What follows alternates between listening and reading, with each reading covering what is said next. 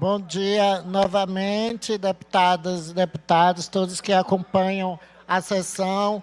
Para finalizar meu raciocínio, sobre a audiência pública de ontem, a reunião, na verdade, pena que nem todos os deputados estavam presentes. No final da audiência, eu fiz algumas sugestões, porque, senhor presidente, não adianta essa casa trazer representantes da Iguá, representante da Agrese, eles apresentarem dados e informações que são contrárias àquilo que a população está sentindo e está sofrendo no dia a dia, com a falta de abastecimento, o aumento das contas de tarifas de água, e não ter algo palpável, assim, algo que pudesse ser concreto. Por isso que eu sugeri que um prazo para que esses problemas graves que estão acontecendo possam ser resolvidos, e não teve esse prazo. É importante que a gente cobre uma maior eficiência, tanto da agência reguladora, que fiscaliza o contrato, bem como a própria Iguá, porque ela prometeu eficiência, mas só pelas falas do diretor, só entregou incerteza. Faltaram datas concretas para a regularização do serviço, e também faltou um tratamento respeitoso com a população, porque o que a gente percebeu em alguns discursos era a tentativa de culpabilizar alguns profissionais, alguns sergipanos e sergipanas pela crise hídrica que estamos vivenciando. E o povo sergipano não quer desculpas, nem copos de brinde, como aconteceu no rasgadinho, no período do carnaval. O povo quer água na torneira e respeito. Então, é importante que essa casa, além de escutar, a gente cobre resultados positivos. Por isso que eu digo que é importante a CPI, para a gente ter mais tempo, trazer de forma separada, porque dava para perceber que existia uma consonância,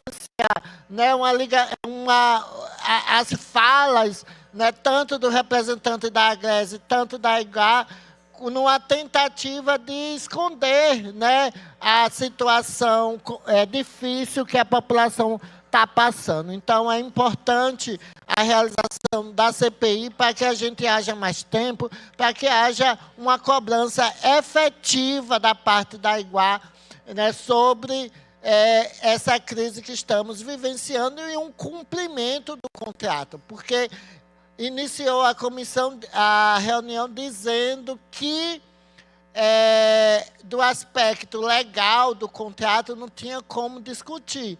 Mas a gente sabe que, pelo que foi apresentado e o que está sendo realizado, houve falhas enormes nesse contrato e que precisa ser revisto para que as falhas sejam resolvidas e essa situação possa ser também resolvida da melhor forma possível. Bom, sobre a atuação da nossa mandata, ontem estivemos na reunião do Comitê de Prevenção de Mortalidade Materna, Infantil e Fetal de Sergipe, e o que foi apresentado é muito grave: o aumento de óbitos infantis evitáveis, óbitos tanto de mães e bebês que poderiam ser evitados e não são, por falha do governo do Estado. Primeiro, porque estamos diante de vidas humanas, de mães e bebês, e isso é muito sério. Ficou muito evidenciado, de acordo com as falas, que faltam profissionais,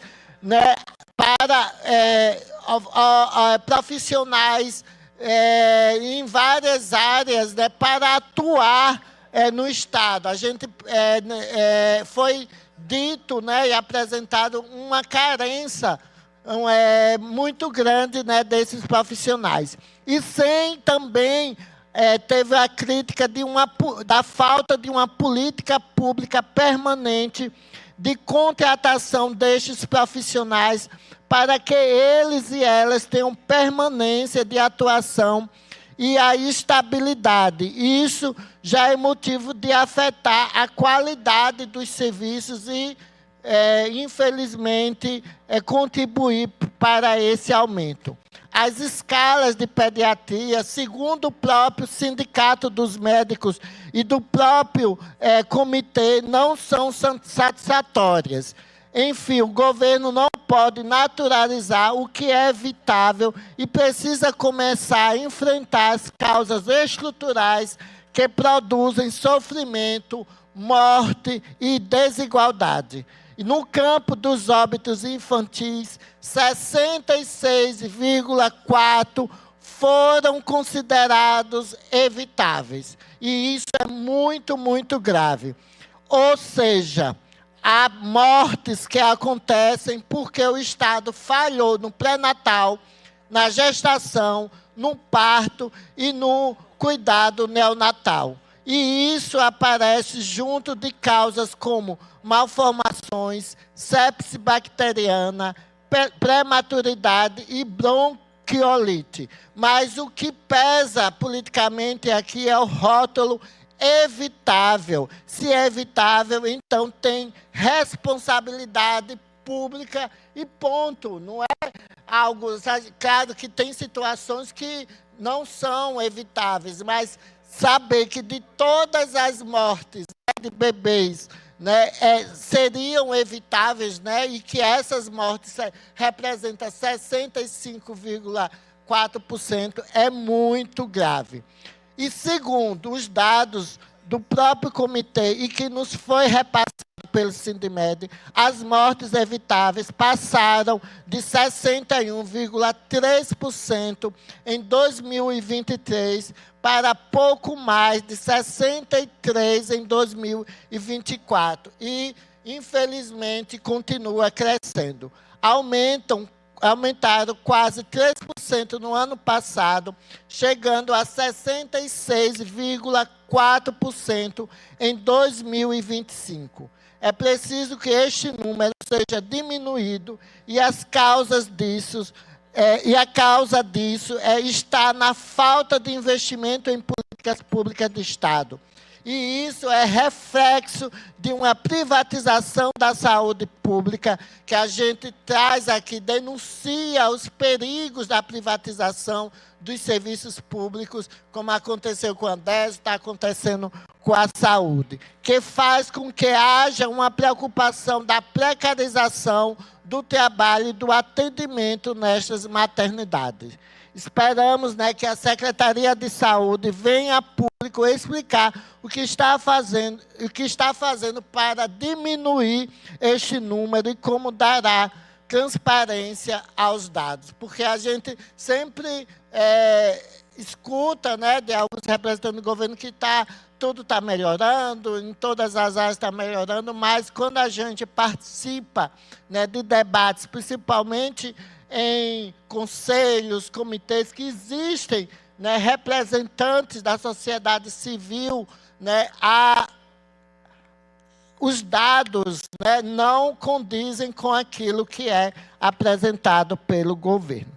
Bom, senhor presidente, para finalizar, né, hoje é um dia muito importante para a democracia do Brasil, né, porque depois de quase 8 anos, né, no dia 14 de março agora de 2026, completam 6 anos, né, 8 anos, na verdade, do brutal assassinato de Marielle Franco.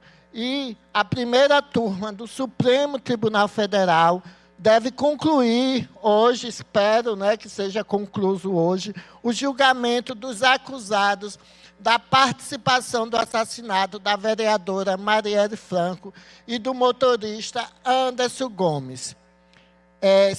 E que né, esses acusados são réus pela suspeita de participação no crime. Né, entre eles, né, dos acusados, tem um conselheiro do Tribunal de Contas do Rio de Janeiro, né, do TCE Rio de Janeiro, Domingos Brazão, o ex-deputado federal Chiquinho Brazão, irmão, né, de Domingos, e o ex-chefe da Polícia Civil do Rio de Janeiro, Rivaldo Barbosa, o major da Polícia Militar, Ronald Alves de Palha, e o ex-policial militar, Robson Calixto, assessor de Domingos. Todos estão presos preventivamente. E, de acordo com as investigações, havia interesse dos acusados em cessar a vida da vereadora devido sua atuação firme contra as milícias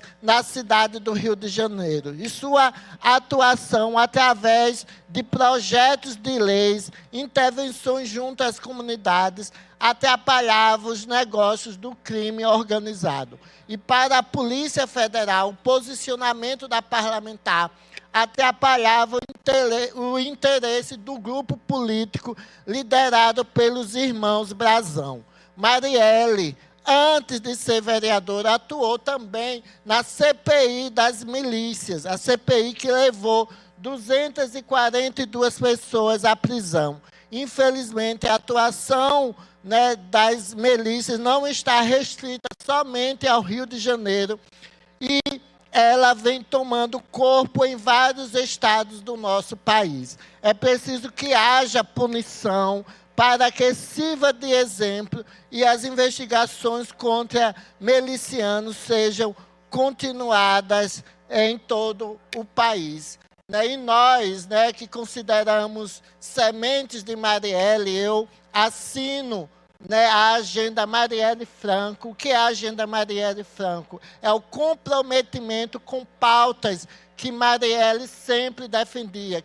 Quais são essas pautas? A principal é a defesa dos direitos humanos de uma forma geral, principalmente da população negra, periférica, das mulheres, da população LGBT, das comunidades tradicionais, dos povos originários, né, de todas as pessoas que vivem em situação de vulnerabilidade social, a defesa dos direitos da classe trabalhadora, a denúncia, né, de grupos que estão ligados ao crime organizado, porque o assassinato de Marielle revela algo muito perigoso, que é essa ligação perigosa que eu sempre digo, né, do Estado através da polícia, né, através da política e do crime organizado, porque foi isso que aconteceu. E o assassinato de Marielle Franco não era só para silenciar Marielle Franco, não era só para exterminar, era para tentar intimidar e silenciar outras vozes. Por isso que a gente diz que tentaram silenciar Marielle, mas as sementes de Marielle brotaram, estamos brotando cada vez mais, não só lá no Rio de Janeiro, porque depois do assassinato de Marielle Franco, né, várias assessoras dela foram eleitas vereadoras, deputadas estaduais, deputadas federais. Estamos fazendo a diferença nas casas legislativas. E é esse o nosso papel. A gente não está aqui tentando ir de encontro a atuações individuais, mas esse sistema político coronelista que, infelizmente, domina a política brasileira e que, muitas das vezes, se incomoda, né, com pessoas como Marielle Franco, corajosa, combativa, né, que estava fazendo seu papel, que é garantir os direitos, né, garantir a nossa democracia e denunciar as irregularidades. Né? Nesse caso específico, tinha a ver com a especulação imobiliária, também nessas áreas de milícias, né, nessas áreas de conflitos territoriais, mas a gente sabe que a milícia está envolvida, né, com outros crimes. Então, isso é muito grave saber, né, que um desembargador do Tribunal de Contas, né, lá, o conselheiro, na verdade, Tribunal de Contas, né, policiais, né, chefes da Polícia Civil estejam envolvidos com isso, isso é muito grave. E o julgamento, né, e a punição, né, desses réus é muito importante para que outros casos, como o que aconteceu com Marielle, sejam evitados. É isso, senhor presidente. Outros assuntos falarei amanhã. Muito obrigada. Deputado Chico dos Correios, Vossa Excelência tem a palavra.